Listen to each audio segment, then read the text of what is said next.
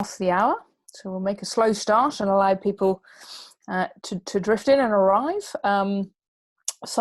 Welcome everybody. Thank you for joining. Good to see you here this afternoon, or I know we've got a few here from North America, so good to see you here. I think morning for you, so thanks for joining. Lovely to see some familiar faces and welcome some new people as well. And if you are new to Mezzana Partners, we are performance psychologists with a heritage of working in Olympic sport as well as in global businesses. And this is the 6th webinar of our series through the last couple of months. And if you've been to any before, you'll pick up on some recurring threads and frameworks from previous sessions. But if not, this session will work just fine as a standalone as well. So don't worry on that account. We're going to run for about 35 minutes and then we'll have 10 minutes for questions and discussions. My name is Catherine Bond. I'm a partner here at Mezzana Partners. I'm also joined by my fellow partners, Jonathan Males and William Winston, and both of them will be chipping in through the next half an hour or so. Today's session is really focused on the transition out of lockdown, and I know we're joined by some people from different countries, and I know we're all in different phases. So it's really it's focused really on kind of the what this period's about, and over the next few weeks, and it's about navigating the path to what we've called the next normal here. And it's clear that we will neither be returning to a previous normal, and some people might still be holding on hope to, but nor will we have a new normal either. So it's kind of clear that we're likely to go through phases as we emerge through this and arrived at potentially a more settled world, or perhaps not. And maybe we'll be embracing a more unsettled and evolving world in the future. But this session is slanted towards helping leaders to be ready to lead. I know we've mostly got leaders on this webinar. So over the next 35 minutes, we're going to be focused on kind of there's going to be three chunks to this, this session. So the first bit will kick off and I'll lead on this, and we're going to frame where we are right now. So the world we're operating in and inhabiting right now, and within that I'll also share some thoughts about what we think organizations are grappling with and trying to balance and should be considering right now. William will then take an individual perspective to this, so he's going to help you understand psychologically what people are feeling and experiencing right now, and that's so important to understand for all leaders, organizations, and actually indeed for everybody in organizations, in teams, in organizations. And we'll then focus, Jonathan will lead on this bit, on how leaders need to be approaching this and what very practically and tactically they should be thinking about and doing right now. So that's the plan for the next 35 minutes. So the phase we're in right now is a complex one.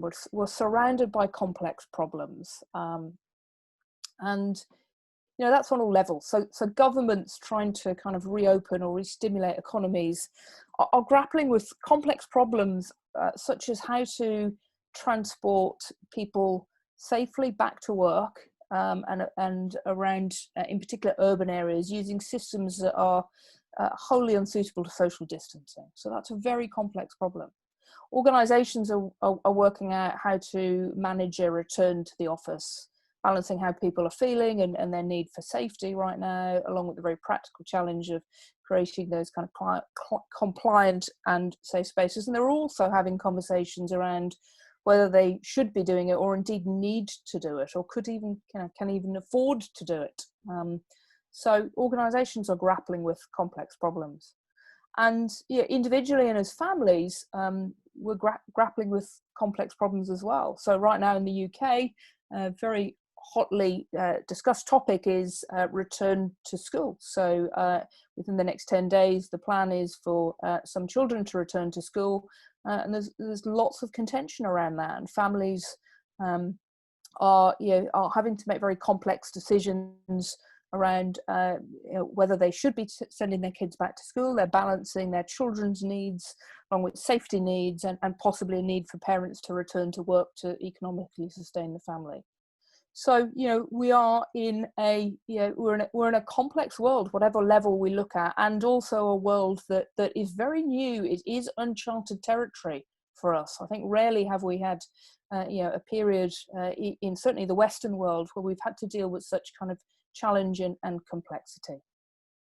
And a shift away from lockdown, as William will frame in a moment, doesn't change that. We've been in a kind of complex world for the last 6 or 7 weeks, and it's the problems change, but they are still really complex for us. And you may be familiar with this framework if you've been on any of our sessions before. We've mentioned it before. So it's called the Cynefin framework. And it's a really simple kind of 5 context model of different kind of worlds or contexts that we will inhabit. And complexity really fits how it feels right now. So, in a complex world, it feels like we don't have a rule book, which is how it feels right now. There's lots of interconnected and interdependent information to assimilate and base decisions on. There is a real lack of certainty. And right now for us, there's also a lack of accepted kind of wisdom out there on several health-related things like the effectiveness of masks, for example. So there's lots of unknowns. It's unpredictable and it's disordered. So it's all the characteristics of a disordered and complex context. Complex contexts are retrospectively coherent, but right now we don't have that benefit of hindsight. So it doesn't feel coherent. It feels messy and disorganized to be in.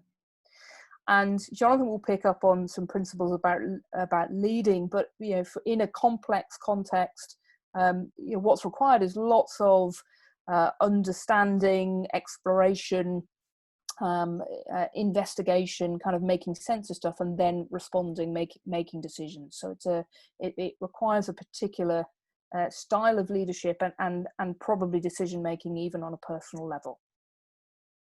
So organizationally, what does that kind of mean for us in that complex world for organizations right now? So we're broadly suggesting there are 3 things that organizations are attending to and need to attend to right now. So if we look at the bottom right, there's clearly a very kind of practical plan around transitioning back to the office, if that's what's intended. So focusing on that and the very practical and logistical element there. Secondly, the bottom left, kind of really be thinking about and looking after your people right now. So having a psychological game plan is all important, and William is going to pick up on that and shed some light on that in just a moment. And the third strand, just at the top of that triangle, is really be thinking about the future of the organization. So organizational survival, it might actually be short term, but also kind of a long term. How do we need to reimagine? How do we need to reinvent? What does the future world look like and our place in it? So really be kind of thinking about that as well. And we've certainly, the leaders that we've worked with and the organizations that we've worked with are absolutely doing all 3 of those things. But we have noticed that organizations, leaders sometimes have a bias towards one of those 3. So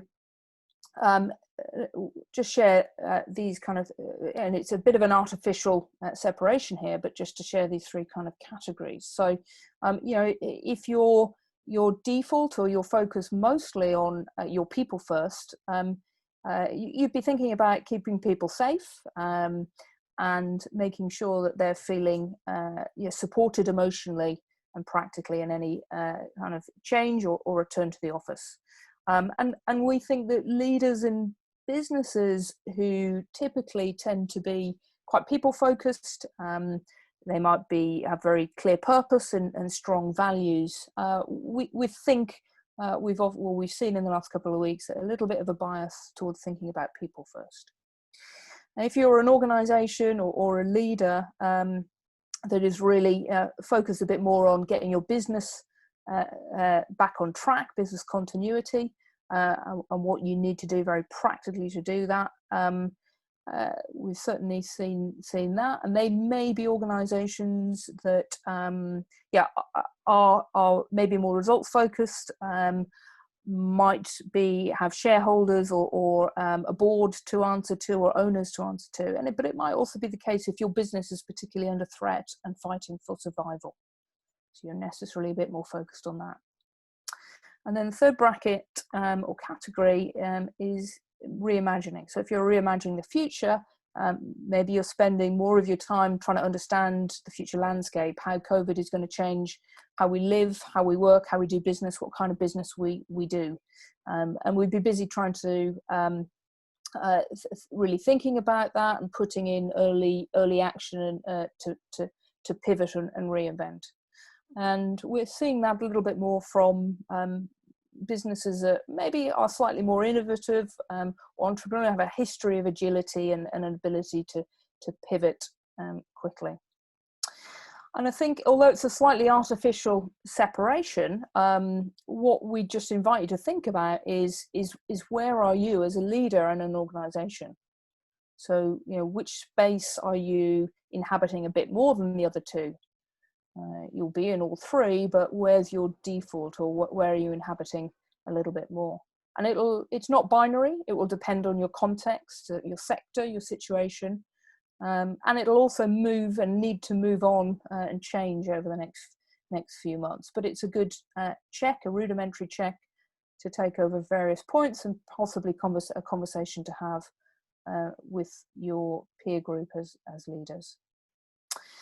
So I'm going to pass over to William now. And William, you're going to take a more individually focused perspective here and really kind of get under the skin of how people are feeling and what that means for organisations and leaders. Thank you, Catherine. Yes, and in order to plan, in order to bring your people out of lockdown, whatever that means, you have to understand what they're thinking and what they're feeling. And this section is to give you some ideas to think about the range of different thoughts and feelings people are likely to have, what you can do about it, and how you can actually find out more about what they're thinking and feeling.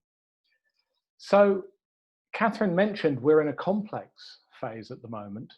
I'd actually argue that lockdown itself was a simple phase. After we got over the shock of going into lockdown and the initial threats, lockdown in itself became very, very simple for many people. There were very simple rules. If I do this, I'm probably safe. Aspects which were less simple as well. Coming out of lockdown means closer physical proximity, and they're being asked to go outside of their bubbles of safety.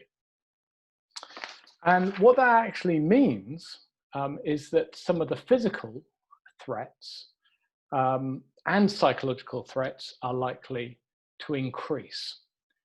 And one of the models we've used quite a lot is Maslow's hierarchy of needs. And so both of these pyramids here indicate the headings in Maslow's hierarchy of needs.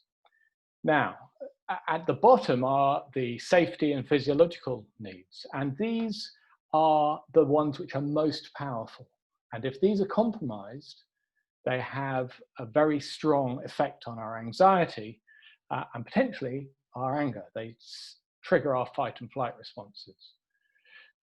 So as we come out of lockdown, there's two things happening. On the one hand, we're being assured that we are safer and there's less risk. But on the other hand, we are, if our jobs are at stake and we're being told we must go into an environment which may seem unsafe, then our control needs can be threatened, and that in itself is quite a strong combination. It's quite a cocktail which may evoke anger and anxiety. So this is quite an unstable situation. It could either be quite a positive phase where as the perceived physical needs and threats decrease, it means that actually on the right-hand side of the diagram, we can focus more on our belonging needs, our esteem needs. If we truly feel safe enough, then we can really think, I can enjoy being with the people who I like to be with. And that's likely then to increase a sense of an estimation of risk that this is safe enough, because everybody believes it can be a virtuous circle. However, if then there's a setback and actually rates of infection go up, then that can tip again. And people are likely to revert in two ways. One is that they have to look after their physical safety, but also they're likely to question, what am I being told? How much can I trust it?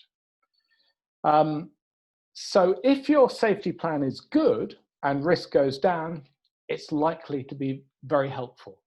But you can't have one without the other. So if we just keep going one more, we've also got social psychological needs. And David Rock produced a SCARF model. And we're just going to look at the different headings which are affected. And again, it's not straightforward. Some of these needs draw us towards and getting involved back in perhaps in a more socialized environment. Others may make us go away. Let's have a look at them. So first of all, our status needs. Do I have a job? That's likely to be around for many, many people. Has my role changed? How much power and influence do I have? And that's likely to be very strongly affected if I've been furloughed. And often we're finding that people who've been furloughed are wondering, is redundancy the next thing? And this then relates to the importance of communication. It's so important to keep communicating with people. Without that communication, people will make it up. That's what humans do. We'd much rather have a story than no story. And it makes us all hostages, and your organizations are hostage to whatever somebody's imagination is or whatever the grapevine is saying. We also have certainty and autonomy needs. So we'll want to know, is our business safe? Can I keep myself safe? But also, what level of consent do I have here? If I'm being asked to come back in, how much choice do I have to keep myself physically safe? These are parameters which most of us do not have to face day in, day out. If you're in the armed forces, to some extent in the NHS, you might have to face that sort of question. For most people, this is very new, and it's likely to stir up a lot of anxiety. Now, something's going to happen with these slides. Excuse me. So what really cuts to the quick on this is how clear is your practical plan?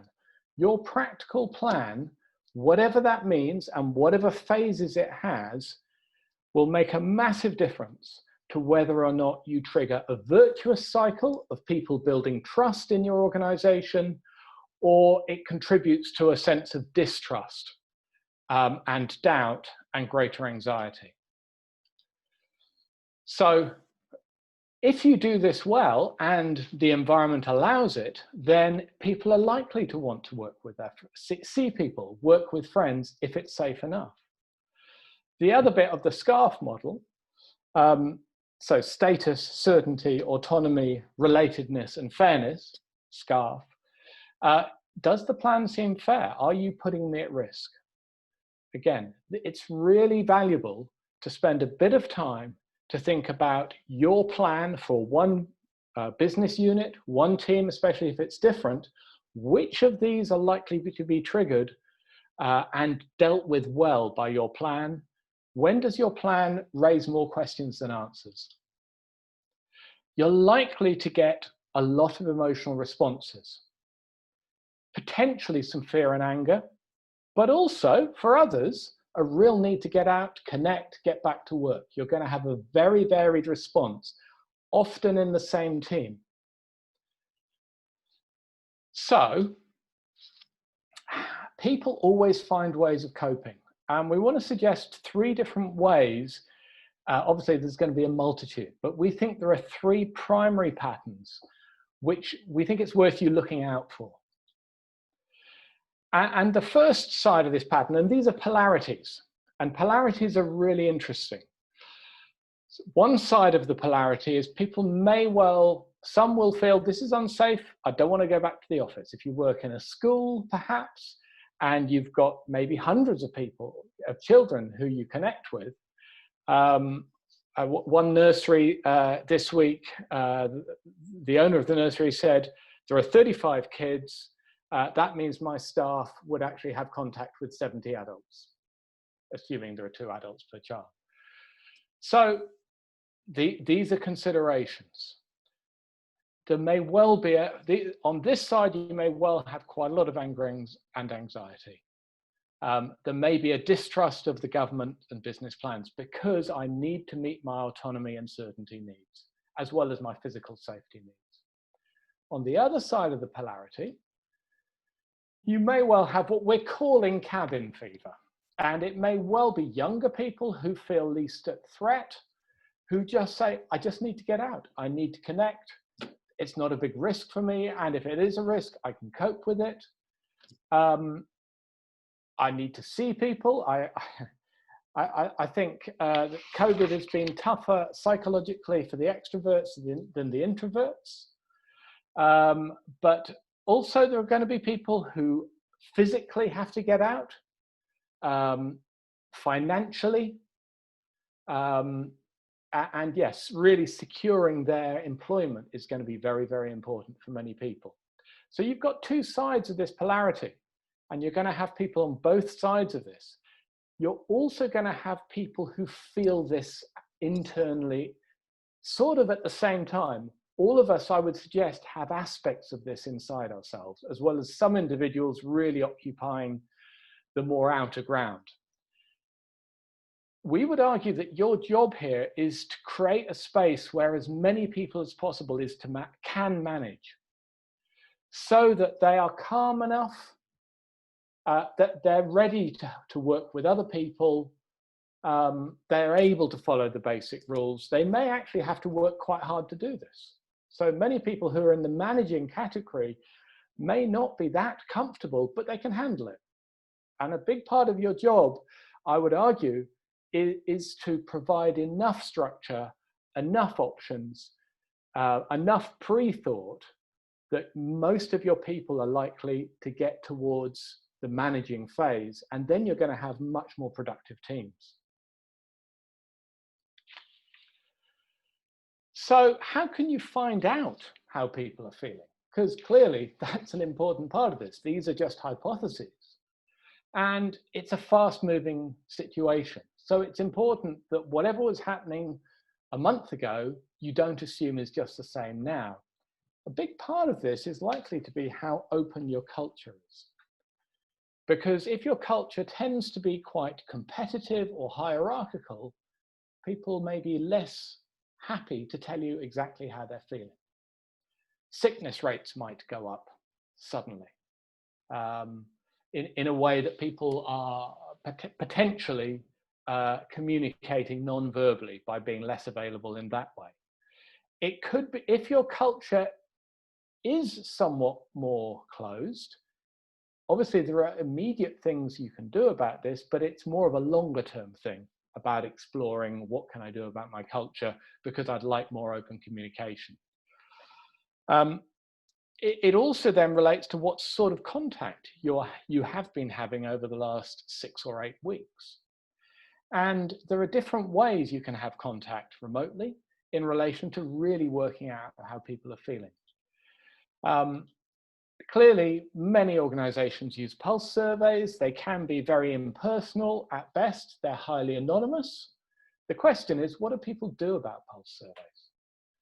And on their own, I'd argue they're not remotely enough. A lot of businesses we're working with are working very hard to have one-to-one conversations and team conversations. And team conversations are a powerful way of helping people realize they're not alone, helping people that, especially if you as the leader, if you're hosting a team conversation, if you can set the scene by being open enough and vulnerable enough appropriately to actually talk about what you're finding difficult, you give permission for people to talk openly and honestly. And that can be very, very useful. If you have a combined, a lot of the work that we do with our clients is actually having team conversations in a structured way, but then allowing them to feedback using an online platform that we use that actually provides, it enables the organization to listen and line managers to have a very active connection with their people on a daily basis. So with this in mind, we think that you can have much more sense of how people are feeling. You can have more of a sense of what people are likely to be feeling. I'm going to hand over to Jonathan now and invite you to think about, well, what are you going to do about it? What action do you need to take? Brilliant. Thank you, William. So just to position where we are, we heard from Catherine about the context of the world we're living in now, the complex challenges. We've heard from William to provide some really valuable insight into what's happening for individuals and how people are responding and the multitude of responses there and what to look out for. So now, as William just said, what can you do about it as leaders and what's required to actually make sense and get some aspect of direction and capacity in the world that we're in? We think that as leaders, there's a number of tensions that you need to manage. You've got to be able to manage people and tasks together. You've got to be able to manage the stable aspects of your business, and you've got to be able to deal with the change, the dynamism. And you've got to be able to manage different timeframes, both the very short term, in terms of what's happening right now. You've got to stay completely attuned to that because it's moving fast, but also having a sense of what's coming up in the future. So this is a tough job. This requires a big cognitive and emotional workload for any individual to manage all these different dimensions and to hold them together, because we'll tend to revert to one or the other. We've got favorite places here where we like to spend our time. This is why we believe that leadership teams are absolutely critical at the moment. This is not a time for individual leaders to try to go out and be the hero and lead their organization through. This is a time for teams to come together. And we think that great teams in this context are going to bring together a range of different leadership archetypes, different frames of thinking about leadership and embodying it. We believe that you need what we're calling the hearth holder. The hearth holder leader is the leadership aspect that focuses on the well-being and the stability of people, of processes, of systems, and looking after the well-being of you and your customers and your resources. And that's a really important anchor to have right now. Contrasting that, we also need the agitator. We need someone, you need within your leadership team, people who are willing to challenge and invent new ways of working to come up with ideas. And there's a natural tension there between holding what's stable, but also inventing the new. And this is a really key challenge to have. And as leaders, again, having people who can speak to both polarities and help them work together well is super important here. We need leaders who can coach. It's a really strong aspect here of helping as a leader to enable your people to learn. And this is super critical because the world's changing so fast and because there's so much adapting to be done. It's a critical leadership function here is to help people to learn. And if you're not helping your people to learn, we'd argue you're missing out and you're probably failing to support your organization in the way that you need to right now. Contrasting that again is the leader as explorer. Going out, being task-focused, looking to the future and taking people with you. No business is running on train tracks anymore. You may have thought you're on a steady path and you knew where you were going. We're in unknown territory now. And the mindset you need as a leader here is you are an explorer. You're making your best guess to navigate through a new environment. You're looking ahead, you're looking out, you're looking towards the horizon, and you're taking people with you on quite a tough journey. But that explorer archetype is about providing the motivation and the energy and the confidence that you can get people across this terrain. So as we said, all four of these complement each other. There are natural tensions between these poles, and all of them need to be the time dimension of present and future as well. So if we take that as a sort of a contextual aspect of leadership, what do we mean in terms of some really practical things to be thinking about right now? Our current mantra that we're talking to our clients about right now is consult, communicate, and consent. You've got to hear from your people and understand how they're feeling, what's going on for them. I think that's the point that William stressed really importantly. People will be responding differently to this situation. You've got to understand that. You've got to communicate. You've got to give a sense of direction and clarity and show that you've got a plan. You've also got to strive for consent. This is not a time to be forcing people to do things they do not want to do. But hopefully if you can come up with the right plan and you've engaged, then you'll be able to build the consent that you need to move your business forward, whether that's back to an office or into a different way of working. You'll be able to build people's consent to go in that direction with you. And as we said, there's a really critical dimension here to balance task and people, present and future needs. You cannot favour one or the other of either of these dimensions. If you're spending all your time dreaming about the future but missing what's going on now, you're going to trip over. But if you focus right now and ignore the future possibilities, that's also going to be problematic. And critically, safety is so important here, psychological as well as practical safety. And William talked about that, creating an environment where people feel safe to speak up, safe to be vulnerable, safe to be authentic as to what's going on for them without feeling they're going to be blamed or ridiculed or sacked. Really important. So one of the toughest things that you've got to do at the moment is to level with your people. And I know this is really tough. I was coaching a CEO last week and he was really struggling with this. You know, because his particular business is facing a real survival threat at the moment.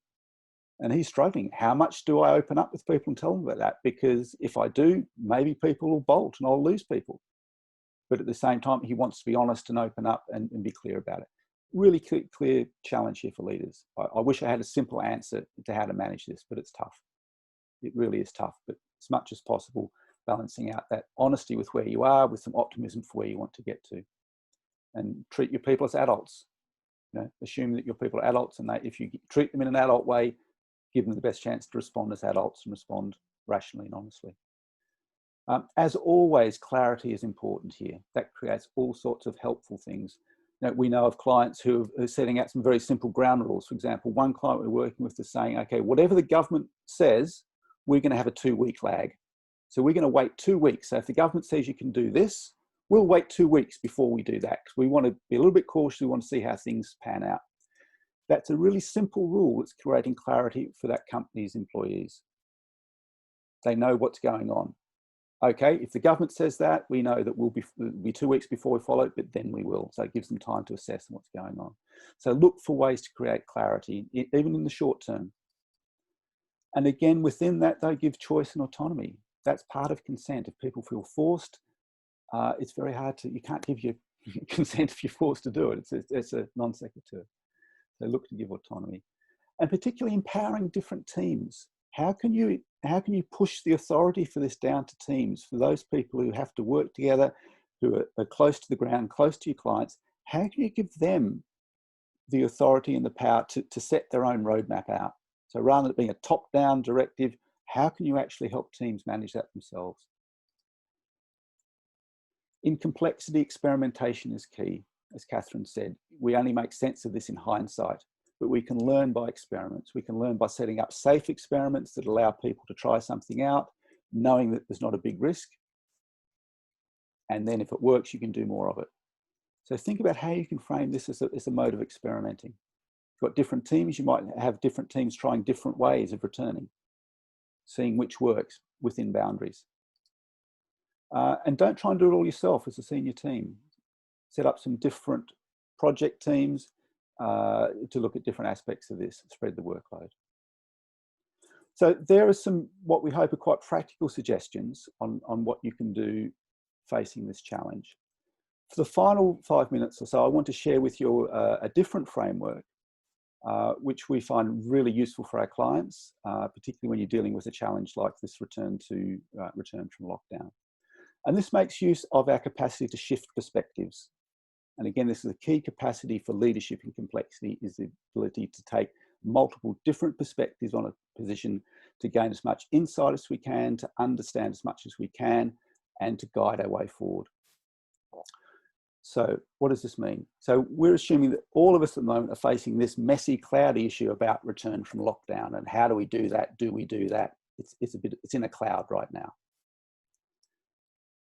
First point, be really clear and ask and reflect, okay, how am I feeling right now? What's my position on this? How am I thinking about this? How is my thinking changing on this? What's my experience of this situation right now? As leaders, it's critically important to have self-awareness. So taking some time to really understand what is my perspective, how am I feeling? Am I managing? Am I feeling scared? Am I feeling gung-ho? If I'm aware of that, I've got a chance of managing that. If I'm charging ahead without being aware of that or ignoring how I feel, then my feelings are likely to leak out and interfere and taint what's going on elsewhere. So if I'm super anxious, but I'm trying to put on a brave face, people will pick that up and they're not going to trust me. I need to manage my anxiety a bit first. If I'm charging ahead and ignoring the risks, people aren't going to follow me. I need to be able to manage my own enthusiasm and slow down. So the first step here is always to start with self-awareness and reflection. How am I approaching this? What am I thinking? How am I feeling? How's that changing over time? And can I take responsibility for how I'm approaching this? Second position is to think about who are the others involved. And there's likely to be a list. So write a list of who are the key stakeholders that I need to influence and take with me on this return from lockdown. So that'd be your employees. Maybe break that down into different teams, different business units, different parts of your business. Think about your customers, your clients, think about your suppliers, think about your supply chain, think about all your other stakeholders, think about unions if you've got union involvement. Think about those different, and the tough thing then is not just to think about it from your, from my point of view, but to imagine, okay, if I was an employee here, how would I be feeling? How would I be thinking? What's going on for me? What are my needs? If I was a member of the union, what's important to me here? What's the lens I'm looking at the situation from? If I'm your number one supplier, what's it looking like when I'm looking back at this company, at your company? What are you seeing from their perspective? What's going on for them? So this is quite a big job because there are going to be a lot of people here for you to step into the shoes of. And it's really important to notice in particular what you don't know, where you run into a blank, where you step into someone's shoes and you think, I've got no idea what they're feeling. I've got no idea. Okay, get on the phone, find out. The third perspective is also really important. And this is taking a third-party objective position. So imagine that you're an interested, informed, but detached observer. Imagine you're in a reality TV show and you're the camera watching what's unfolding in the Big Brother house. Yeah, you're not in it, but you're watching it. What would you notice if you look back at your return from lockdown? There's a leader and a leadership team, there's all these different stakeholders and they're interacting together. What would you see from the outside? What would you notice about those different relationships? Which relationships would you see are really strong? Which relationships aren't established at all, where they're just not talking? Which relationships are conflicted? What's changing over time? You know, if you take this perspective, you might notice some patterns. You might notice, oh, that's interesting. Whenever the leadership say this, these people here respond that way. Okay, I hadn't noticed that before, but yeah, the more we do this, the more they do that. What's going on there? So that third party, the Big Brother house, looking at it allows you to hopefully get more of a sense of the relationships and the patterns and the evolving and how they're evolving over time. Also allows you to think about the broader context. What isn't being paid attention to from the leader or from those stakeholders? What's going on in the broader context that might be relevant? So this process is really helpful for surfacing more inside information about your return from lockdown. It means that when you come to start to formulate your plan, you're more likely to come up with a plan which takes into account these different perspectives. It doesn't mean you're going to agree with them all. This isn't saying that you've got to agree with all your stakeholders, but you do need to understand and take into account what their needs are. Otherwise, you won't build consent. And that's so critical here. To build safety, you need to build consent. So that is our suggestion for a great activity, great session to do with your team, your leadership team. Spend an hour or two on this and see what you discover. So let me just wrap up. So we've heard, as I said, context, we're in a complex world, some deep psychological insights here about how people are going to be responding, and some of those switching points are going to be. And then I was covering some ideas about how we can actually lead in the complex world. But just to wrap up, remember that we're now leading in this VUCA environment. It's volatile, it's uncertain, it's complex, and it's ambiguous. It's not the old world. You cannot go back to the old way you used to lead. You've got to adapt. There's got to be a new way of leading. Otherwise, you will struggle and you'll fail. Right now, you need to be thinking about how you integrate a psychological plan that takes into account the human needs of your people. You need to have a practical plan for return. And at the same time, you need to also be thinking about the future. This is that polarity. There's the immediate need, but it's such an important time to also be trying to think about the future as well. Don't miss this opportunity. Don't let this crisis go to waste. And finally, consult, communicate, and seek consent.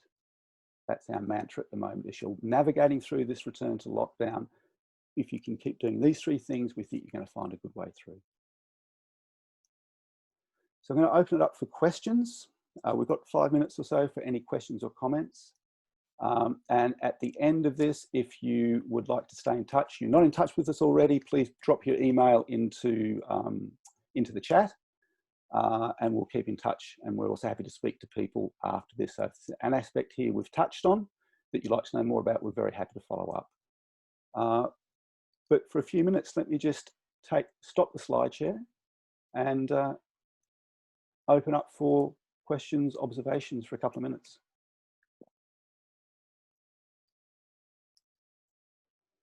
I see Joel's put a comment in here. Interesting paradox. Leaders are trying to lessen the anxiety of others, but at the same time feel their own anxiety.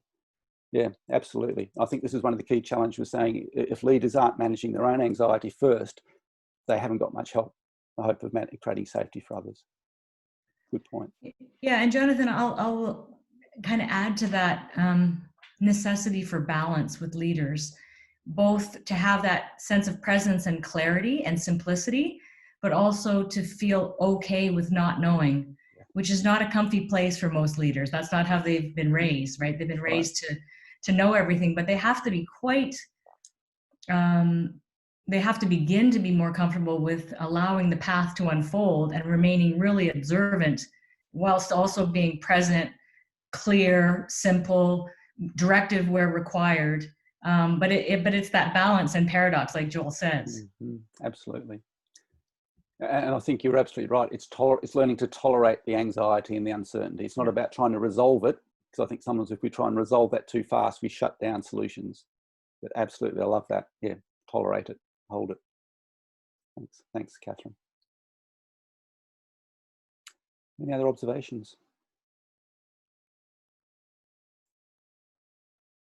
I have one more question, Jonathan, based on a conversation that you and I have had previously, layering on sort of the human adoption curve.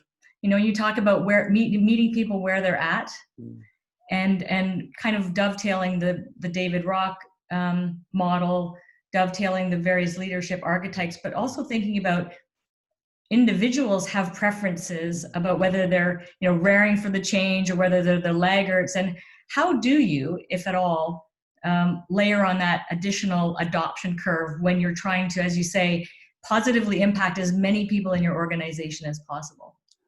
Oh, wow. It's a great question. I think I'd probably be encouraging people to, it's a great framework for those you aren't familiar with it. You've got your early adopters, middle stage, big bunch in the middle, and the laggards at the end who are slow, those of you who aren't familiar with that curve. I'd be inclined to do a couple of things. I think build allies. Again, this is not about individual aspects. So if you've got some competent early adopters who are keen, how can you marshal them? How can you get those folks working together to be supportive?